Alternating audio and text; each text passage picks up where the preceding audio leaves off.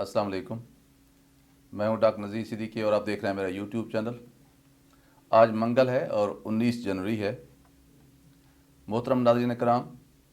आज मैं आपके साथ 3 अहम खबरें शेयर करने जा रहा हूं। पहली खबर का ताल्लुक अमेरिका में नए जो सदर मुंतखब हुए हैं उनकी हल्फ बर्दारी की तकरीब से है और इस वक्त जो माहौल है अमेरिका में उसे जो है आपके सामने पेश करना है। और दूसरी खबर का ताल्लुक है जो फॉरेन फंडिंग केस के हवाले से इलेक्शन कमीशन ऑफ पाकिस्तान के सामने इस वक्त समाअत हो रही है और आज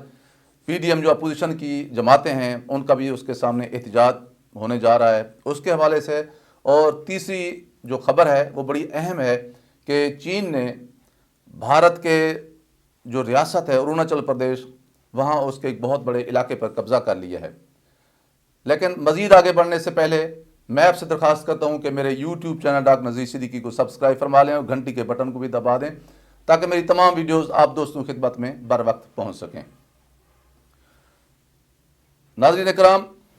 20 जनवरी को अमेरिका के नव मुंतखब सदर जो बाइडन की तकरीब हल्फ बर्दारी है और माजी के बरक्स इस वक्त जो सूरत हाल वाशिंगटन डीसी कैपिटल हिल में है वो बड़ी अजीब व गरीब है। इस वक्त वहाँ 30 से 35 हज़ार नेशनल गार्ड्स के अहलकार तैनात हैं और जो अमेरिका की 50 रियासतें हैं वहाँ बड़े खौफ हरास पाया जाता है क्योंकि खदशा यह है कि इन सब रियासतों में हंगामे हो सकते हैं, एहतजाज हो सकता है क्योंकि डोनाल्ड ट्रंप जो एक्स प्रेसिडेंट होने जा रहे हैं अमेरिका के, उनके हामी ये प्रोग्राम बनाए बैठे हैं कि उन्होंने एहतजाज करना है। और क्योंकि अमेरिका में हर शहरी को असले वाला जो है लाइसेंस वाला जो है असला रखने की इजाज़त है, तो इसलिए खदशा है कि कहीं वैसी सूरत हाल पैदा ना हो जाए जो 6 जनवरी में वाशिंगटन डीसी में हुई और ट्रंप के हामी जो है वो कैपिटल हिल पे काबिज हो गए और वहाँ जाके उन्होंने जो कब्ज़ा किया और फिर 5-6 लोग मारे गए। यही वजह है कि बहुत सख्त हिफाजती इंतजाम किए गए हैं और इवन होटलों की बुकिंग नहीं हो रही। ट्रेनों में और जहाज़ों में वो लोग जो वाशिंगटन डीसी जाना चाहते हैं उनको टिकट नहीं दिए जा रहे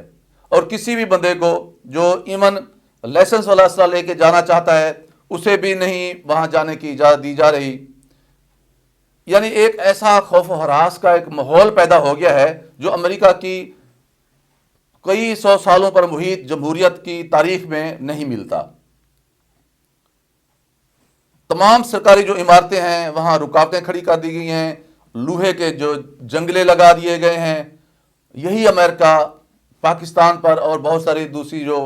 तरक्की पजीर ममालिक हैं उन्हें जमहूरियत के भाषण देता था और जमहूरियत के आड़ में वहाँ की हुकूमतों को जो है कमज़ोर करता था और फिर अपनी मुदाखलत का जवाब ढूंढ लेता था।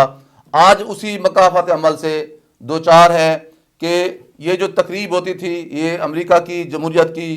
एक शानदार जो उसकी रिवायात हैं उनका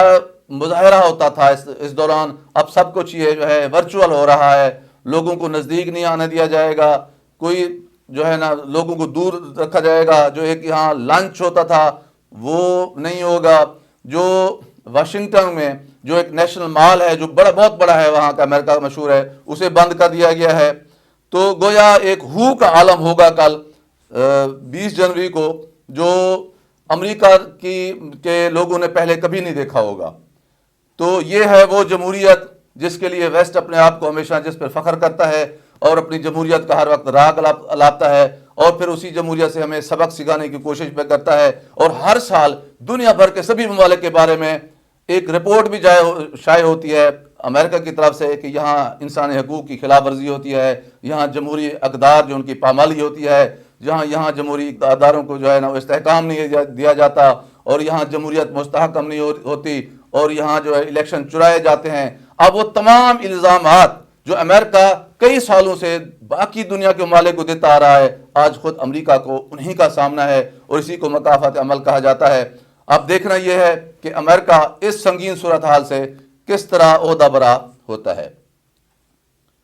दूसरा हमारा मौजू जो है वो है फॉरेन फंडिंग केस के हवाले से कि अपोजिशन जो है आज इलेक्शन कमीशन के सामने एहतजाज करने जा रही है کہ پی ٹی آئی کے خلاف جو فارن فنڈنگ کے کیس کا جو کیس زیر سماعت ہے اسے جلدی سے نمٹایا جائے، کیونکہ وہ کئی سالوں سے زیر التوا ہے۔ اس سلسلے میں کل اپوزیشن یعنی پی ڈی ایم کی جو متعلقہ ایک کمیٹی تھی، اسٹیئرنگ کمیٹی، اس کا اجلاس بھی ہوا ہے، اور جس میں 3-4 گھنٹے کے بعد یہ فیصلہ کیا گیا ہے کہ اسلام آباد میں الیکشن کمیشن کے باہر کوئی لاکھوں لوگ، کوئی 2 لاکھ کے قریب لوگوں کو اکٹھا کیا جائے گا تاکہ الیکشن کمیشن پر دباؤ ڈالا جا سکے، کیونکہ اس کے جو 2 ارکان ہیں اگلے 3-4 مہینوں میں وہ ریٹائر ہو رہے ہیں، تو پیشتر اس کے کہ وہ ریٹائر ہوں تو اس کیس کا فیصلہ کیا جائے پی ٹی آئی کے حوالے سے۔ جبکہ پی ٹی آئی کا موقف یہ ہے کہ اگر فارم فنڈنگ کیس کے حوالے سے الیکشن کمیشن آف پاکستان نے جو تحقیق کرنی ہے تو بجائے اس کے کہ صرف امتیازی رویہ رکھتے ہوئے پی ٹی آئی کے کیس کو سنا جائے، ساتھ ہی پیپلز پارٹی اور پی ایم ایل این کا کیس بھی سنا جائے۔ ہم نے اس کے حوالے سے بھی درخواست دے رکھی ہے، اور تینوں کو تفصیل کے ساتھ سن کے میرٹ کی بنیاد پر نپٹایا جائے۔ انصاف کا تقاضا بھی یہی ہے، اور اس سے ہی جو ہے وہ صحیح منصفانہ فیصلہ ہو سکتا ہے۔ جو آج اس حوالے سے احتجاج کیا جا رہا ہے الیکشن کمیشن آف پاکستان کے سامنے، اس سلسلے میں حکومت پاکستان نے پی ڈی ایم کو فری ہینڈ دیا ہے۔ ہاں البتہ شیخ رشید صاحب جو ہمارے پاکستان کے انٹیریئر منسٹر ہیں، انہوں نے فون کر کے پی ڈی ایم کی قیادت کو یہ کھلے طور پہ بتا دیا ہے کہ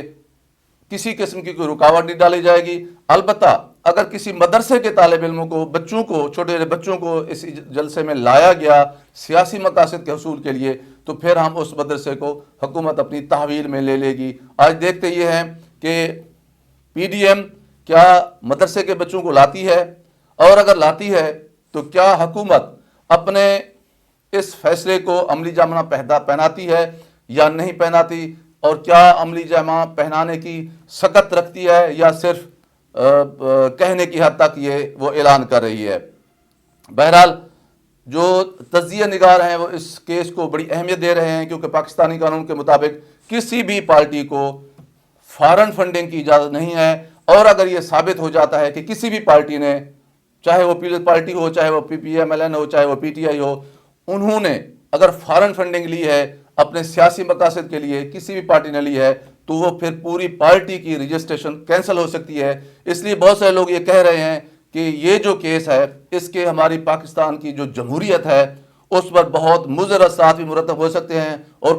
کوئی ایسی انہونی بھی ہو سکتی ہے جس کے لیے سارا سسٹم جو ہے وہ دھڑام سے گر سکتا ہے۔ تو دعا کرنی چاہیے کہ ہمارے جو سیاسی جو قوتیں ہیں انہیں اللہ تعالیٰ عقل و شعور عطا کرے کہ کہیں ایسا نہ ہو کہ اس باہمی لڑائی کے نتیجے میں کوئی جو نادیدہ قوتیں ہیں انہیں آگے آنے کا موقع ملے، اور یہ جمہوریت جو پچھلے کئی سالوں سے جیسے تیسے کر کے اپنا سفر جاری رکھے ہوئے ہے، اس کی بجائے کوئی ایسا بندوبست آ جائے کہ پھر ہماری سیاسی قوتوں کو کئی سال کی جد و جہد کرنے کے بعد پھر جو ہے جمہوریت کی واپسی کا جو ہے وہ کوشش کرنی پڑ جائے۔ تو بہرحال دیکھنا یہ ہے کہ اس کیس کے نتیجے میں آخر ان سیاسی قوتوں کو کیا حاصل ہوتا ہے، اور اس سسٹم کے ساتھ جو ہمارا اس وقت جیسا تیسا ہے، جس شکل میں موجود ہے، کہ اس کو استحکام ملتا ہے یا مزید جو ہے یہ اس کی کمزوریاں کھول کے ہماری قوم کے سامنے آتی ہیں۔ اور تیسری خبر کا تعلق جو ہے وہ ہے بھارت اور چین کے حوالے سے، کہ بھارت کا ایک جو ریاست ہے اروناچل پردیش، وہ تبت کے ساتھ واقع ہے، اور تبت جو ہے وہ چین کے قبضے میں ہے، اور اروناچل پردیش جو ہے وہ بھارت کا علاقہ ہے یا بھارت کی ریاست ہے۔ لیکن چین جو ہے وہ یہ سمجھتا ہے، اور اس کا دعویٰ رہا ہے کہ اروناچل پردیش جو ہے یہ بھی ساؤتھ تبت کا علاقہ ہے، یعنی یہ بھی ہمارا علاقہ ہے۔ اس کے جو ہے زبان، ان کی طرز بودباش، ان کی شکلیں، ان کی ساری جو ہے کلچر، سویلائزیشن وہ تبت سے ملتی جلتی ہے، اروناچل پردیش کے جو لوگ ہیں، اس لیے ہمارا علاقہ ہے۔ اب جو لائن آف ایکچوئل کنٹرول جو ہے اس کے اروناچل پردیش کی طرف چین نے جو ہے وہ 5-6 کلومیٹر کا علاقہ جو بھارت کے قبضے میں تھا اس پہ قبضہ کر لیا ہے، جس کا بھارت کو پتہ ہی نہیں چلا۔ یہ اب سیٹلائٹ کے ذریعے تصویریں سامنے آئی ہیں تو بھارت کو پتہ چلا ہے کہ چین نے نہ صرف اروناچل پردیش کے کئی کلومیٹر کے علاقے پہ قبضہ کر لیا ہے، بلکہ وہاں ایک بہت بڑی بستی آباد کر لی ہے، جس میں سینکڑوں مکان ہیں اور اس میں ہزاروں چینی رہائش پذیر ہیں، اور وہاں ایک جو ہے فوجی چیک پوسٹ بھی یعنی کیمپ کر لی گئی ہے تاکہ وہ نہ صرف ان شہریوں کی حفاظت کر سکے بلکہ اگر بھارت کسی قسم کی مزاحمت کرتا ہے تو اس کا بھی مقابلہ کیا جا سکے۔ تو اب بھارت کو کبھی لداخ میں مار پڑتی ہے، کبھی بھوٹان میں، کبھی وادی گلوان میں، لیکن وہ ہمیشہ یہی کہتا ہے کہ ہم جو ہے وہ نہ تو کبھی چین گھسا ہے نہ ہم اس کو گھسنے دیں گے، ہم اپنے ایک ایک انچ کا تحفظ کر رہے ہیں، ہمارے ایک ایک انچ پہ کسی ملک نے قبضہ نہیں کیا۔ لیکن چین نے جو پالیسی اختیار کر رکھی ہے وہ بہت دانائی والی